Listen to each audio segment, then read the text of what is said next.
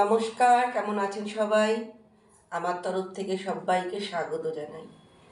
আজকে আমি আর কোনো ভিডিও দেব না, কারণ কালকে আমি কোনো ভিডিও বানাতে পারিনি। তার কারণ হলো আমার মাসি আমাদের মাঝে আর নেই। যারা তোমরা আমার পুরনো ভিডিওগুলো 1 মাস আগে দেখেছো, তো তারা জানবে যে আমি হসপিটালে যাতায়াত করছিলাম মাসির জন্য। মাসিকে দেখিয়েছি পর্যন্ত তোমাদেরকে। তো হার্ট অপারেশন হয়েছিল, 1 মাস বেশ ভালোই ছিল বাড়ি এসে। তারপরে হঠাৎ কি হলো যে আমাদের ছেড়ে চলে গেল।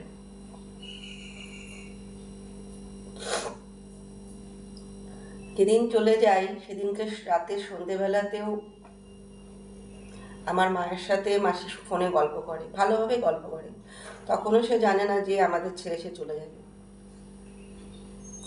রাত্রি 12টার সময় শরীরটা হঠাৎ করে খারাপ করে। হসপিটালে নিয়ে যেতে যেতেই বেডে যেই তুলেছে সেই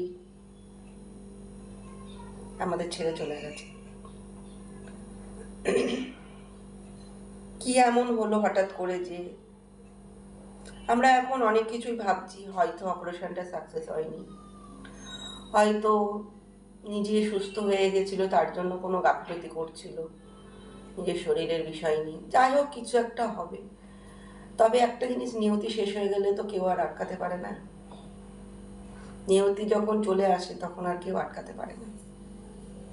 হয়তো মাসির এইটুকুই আমাদের সাথে থাকার ছিল, তাই ছিল। এটাই বলার জন্য তোমাদের কাছে আজকে ভিডিওটা করা। বেশি বড় করব না।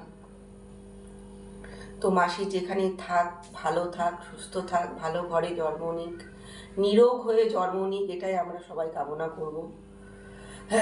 মাসির সাথে অনেক স্মৃতি জড়িয়ে আছে, সেগুলো এখন মনে পড়ছে আমাদের।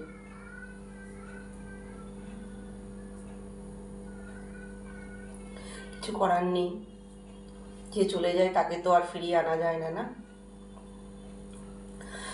আমার মায়ের থেকে মাসি অনেকটাই ছোট, প্রায় 5-6 বছরের ছোট।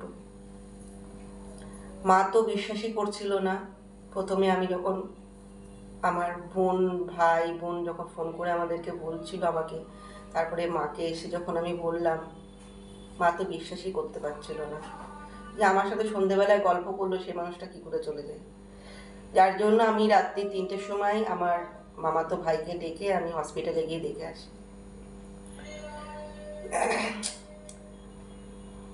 এত তাড়াতাড়ি মাসি চলে যাবে আমরা কেউই ভাবতে পারিনি। মাসির যখন অপারেশনটা হলো তখনও ভাবলাম মাসির হয়তো ফাড়া কেটে গেল। আমরা সবাই আলোচনা করছিলাম মাসির একটা বিশাল বড় ফাড়া ছিল, ফাড়া থেকে কেটে গেল।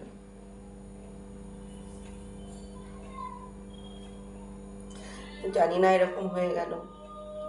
যাই হোক, মাসি ভালো থাক, সুস্থ থাক, এটাই বারবার বলবো। যেখানেই থাক, ভালো ঘরে জন্ম নিক, নিরোগ হয়ে জন্ম নিক।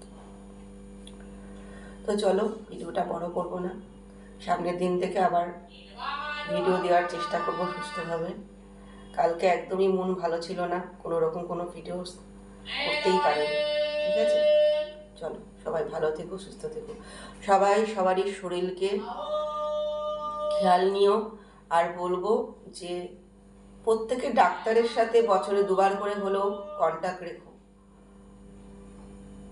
ডাক্তার দেখিও। একটা সময় আসে শরীরে বয়স হয়ে গেলে যে ডাক্তারের সাথে যোগাযোগ রাখতে হয়। তাহলে হয়তো রক্ত পরীক্ষার মাধ্যমে অনেক কিছু আমাদের দেহে জন্মায়, সেগুলো আমরা জানতে পারি। ঠিক আছে, তাই প্রত্যেকের কাছে একটাই অনুরোধ, সবাই সবারই শরীর নিয়ে ডাক্তারের সাথে যোগাযোগটা রেখো। চলো।